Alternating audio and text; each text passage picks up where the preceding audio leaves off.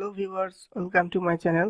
আজ আমি আপনাদেরকে দেখাবো কিভাবে জেপিজি পিকচার থেকে কোনো লেখা কিভাবে রিমুভ করতে হয়। তো এই কাজটি শিখতে হলে অবশ্যই ভিডিওটি না টেনে পুরোটাই দেখবেন, এবং আপনি যদি আমার চ্যানেলে নতুন দর্শক হয়ে থাকেন তো অবশ্যই সাবস্ক্রাইব করে বেল বাটনটি অন করে দেবেন। আর যদি সাবস্ক্রাইব করে থাকেন তো থ্যাংক ইউ সো মাচ। তো চলুন আমরা কম্পিউটার স্ক্রিনে চলে যাই।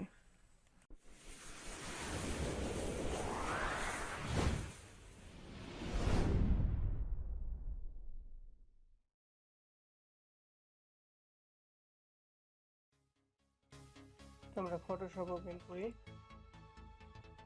তারপর পিকচারটা ইনসার্ট করব।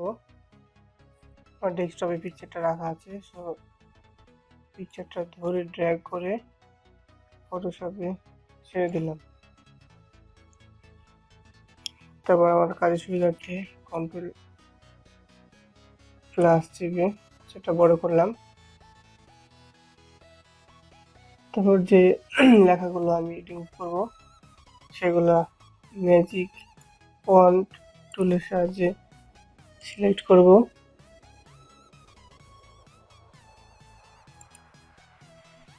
এখানে শিফট চেপে আমি সবগুলো লেখাকে সিলেক্ট করতে পারবো।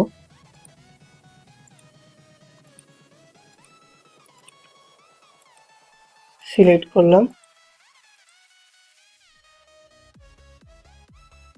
তারপর আমি এখানে এডিট থেকে ফিল করতে পারি, এই অপশনটা নিতে পারি, অথবা আমি কিবোর্ড থেকে ডিলিট বাটন প্রেস করলেও এই অপশনটা নিয়ে আসতে পারি। তারপর এটা আপনারা আপনাদের এখানে অনেক কিছুই থাকতে পারে যেভাবে কাজ করবেন। সো এটা কন্টেন্ট অ্যাওয়ার্ড দিতে হবে, কন্টেন্ট অ্যাওয়ার্ড দিলাম, তারপর ওকে প্রেস করলাম।